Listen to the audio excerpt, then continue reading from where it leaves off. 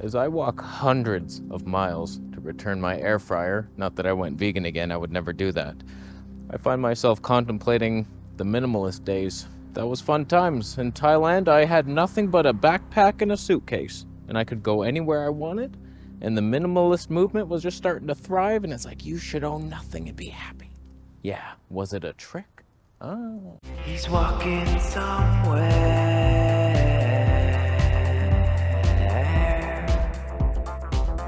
So this minimalist movement comes out and it sounds great on paper. I mean, declutter, own less, simplify your life.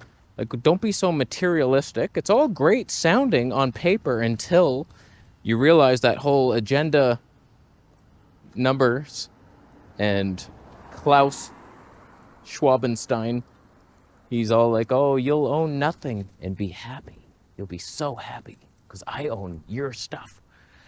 That can't be good. So it makes me question everything.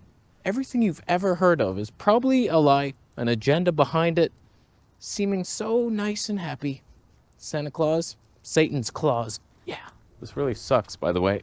Amazon, you switched to Purelator, and they're miles from my house, and you did it on purpose to discourage us from returning your bullshit items. Here's why I think it was an agenda.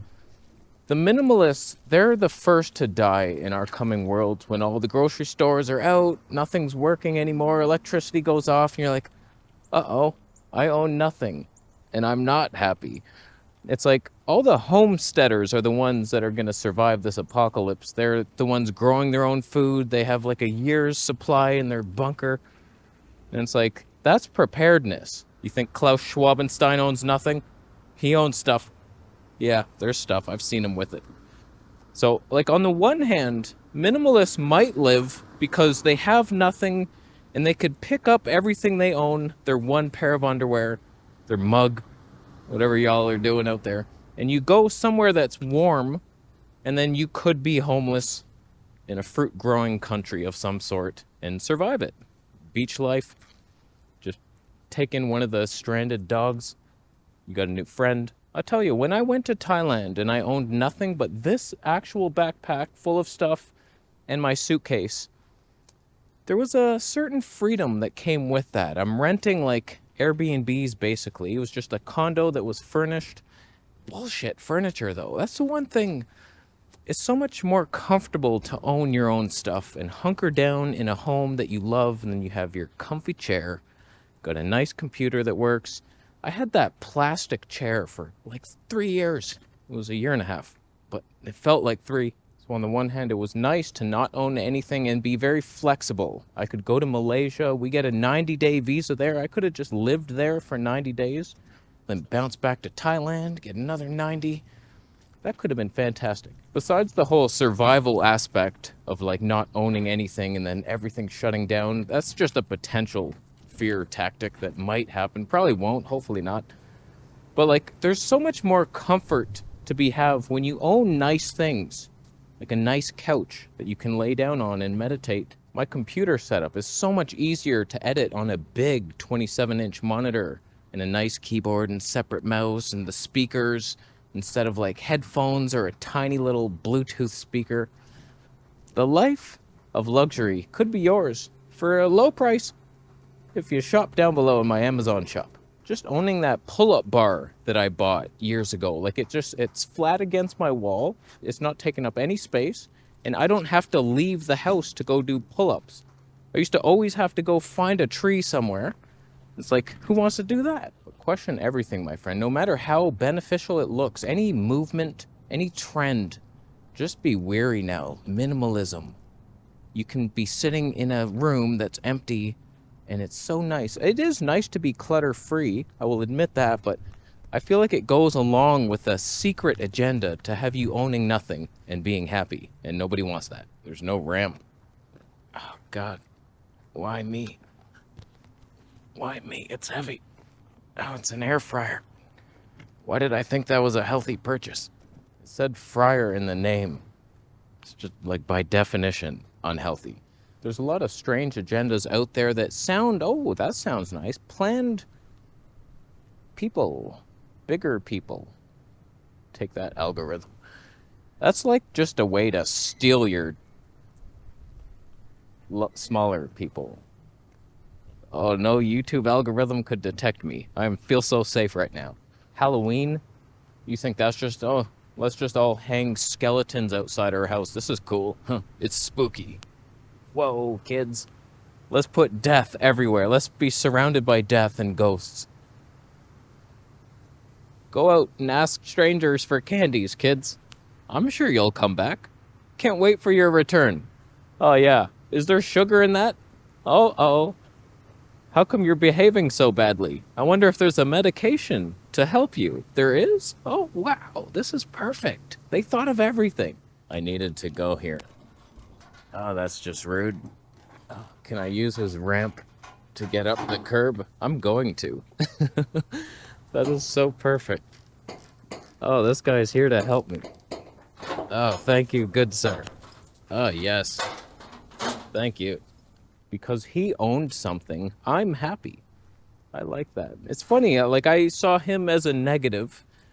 Our minds just, my mind at least, it goes so negative so quickly. I'm just like, what the hell is this? He's in my way. If you just look for the positive immediately, you'll save yourself time of looking stupid. So, look for the good.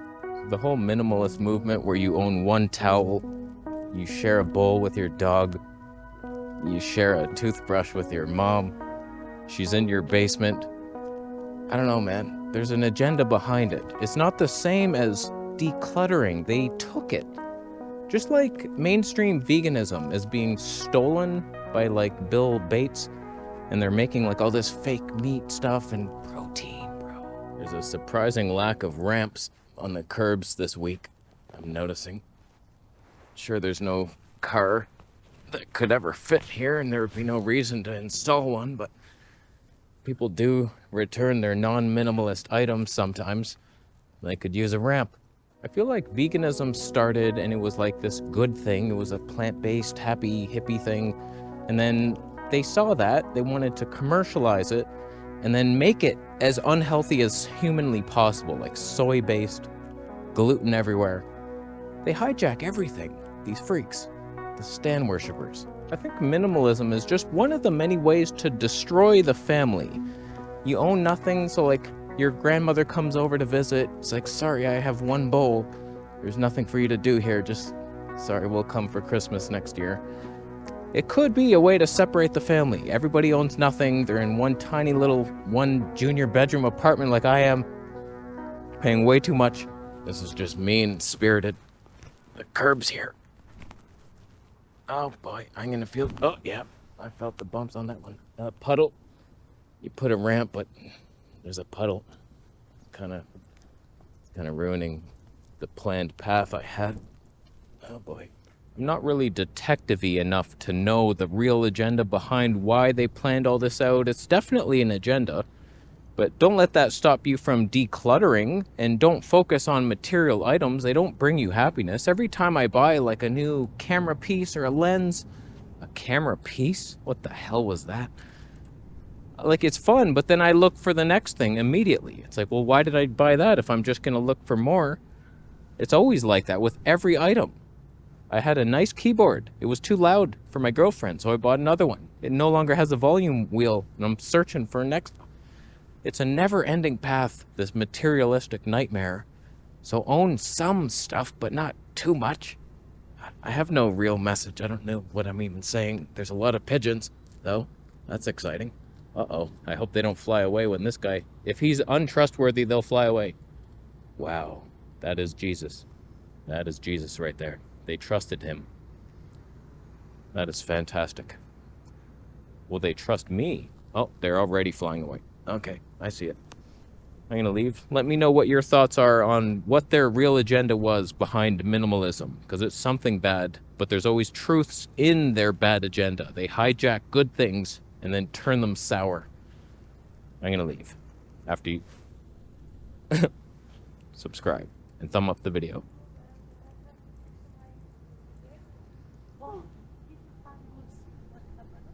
Thumbs down if you own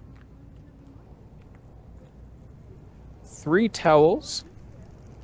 They're untrustworthy, that's for sure. They saw Satan coming. Never trust two old ladies walking together.